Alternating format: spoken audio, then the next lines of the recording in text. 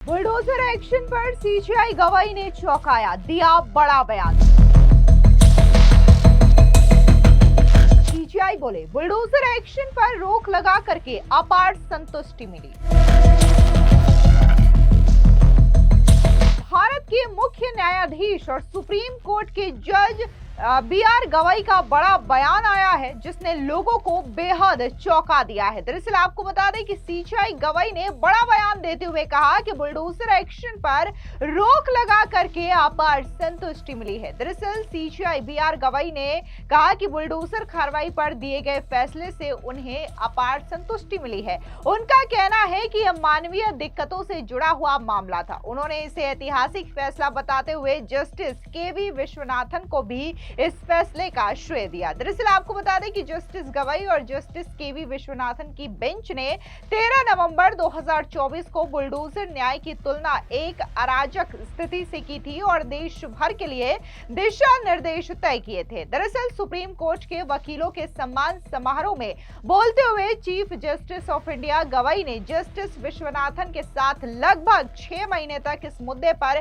चर्चा करने और फैसले तक पहुंचने की पूरी घटना का जिक्र किया और इसे याद किया। उन्होंने कहा कि मुझे लगता है कि बुलडोजर फैसला हम दोनों के लिए बेहद संतोषजनक था। इस फैसले के मूल में मानवीय समस्याएं थी। कुछ परिवार को सिर्फ इसलिए परेशान किया जा रहा था क्योंकि वे उस परिवार का हिस्सा थे जिसका कोई सदस्य अपराधी था या फिर कथित तौर पर अपराधी था। मुख्य न्यायाधीश गवाई ने कहा कि हालांकि ज्यादातर श्रेय मुझे दिया गया, लेकिन मैं ये भी कहना चाहूंगा कि इस फैसले को लिखने का समान श्रेय न्यायमूर्ति विश्वनाथन को भी दिया जाना चाहिए। दरअसल आपको बता दें कि 13 नवंबर 2024 को बुलडोजर को रोकने के लिए सुप्रीम कोर्ट ने दिशा निर्देश तय किए थे।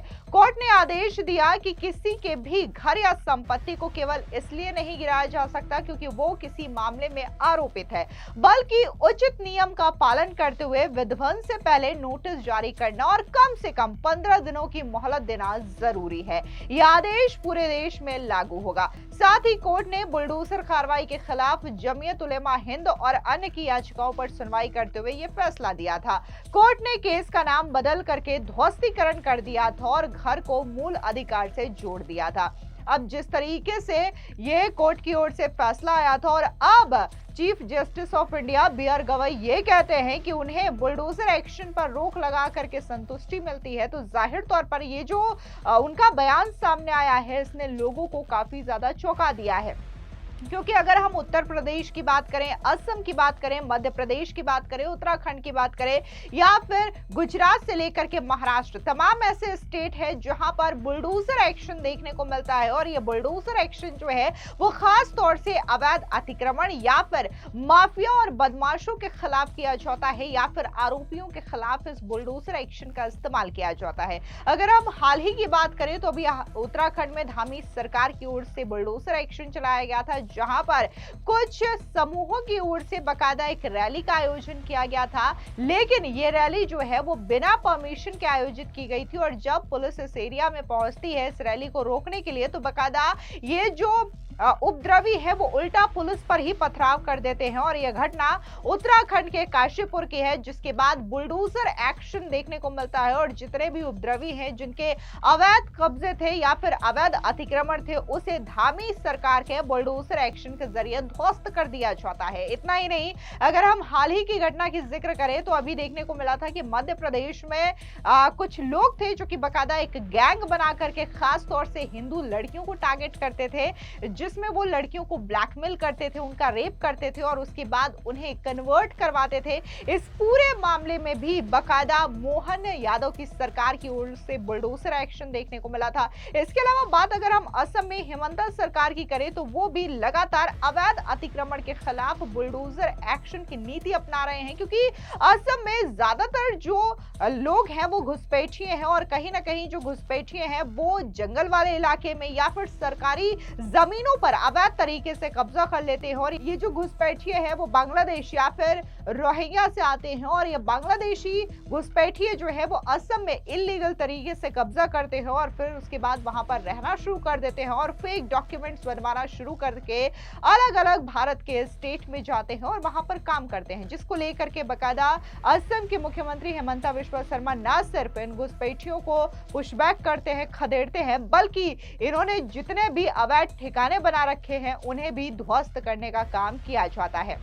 वहीं अगर हम उत्तर प्रदेश की बात करें तो उत्तर प्रदेश में मुख्यमंत्री योगी आदित्यनाथ का नाम ही बुलडोजर बाबा के नाम का एक ब्रांड बन चुका है। और कहीं ना कहीं भारत के अलग अलग स्टेट में जो बुलडोजर एक्शन की कार्रवाई देखने को मिलती है वो जो है वो उत्तर प्रदेश के मुख्यमंत्री योगी आदित्यनाथ से ही प्रेरित नजर आती है, क्योंकि उत्तर प्रदेश में पहले माफियाओं का बहुत ज्यादा बोलबाला था। माफिया जो है वो किसी की जमीनों पर इलीगल तरीके से कब्जा कर लेते थे और उसके बाद उस जमीन को अपना बना लेते थे। इतना ही नहीं, सरकारी जमीनों पर भी ये माफिया कब्जा कर लेते। लेकिन अब जब से उत्तर प्रदेश में मुख्यमंत्री योगी आदित्यनाथ आए हैं तब से ना तो अवैध जमीनों पर कोई माफिया कब्जा करता है और ना ही ये माफिया जो कब्जा करते थे वो अब बचे हैं, क्योंकि अतीक अहमद से लेकर के मुख्तार अंसारी ये तमाम ऐसे माफिया हैं जिनकी छुट्टी उत्तर प्रदेश से हो गई है। और अब उत्तर प्रदेश में माफियाओं का बोलबाला नहीं है, बल्कि सरकार का राज चलता है, प्रशासन का राज चलता है और वहां पर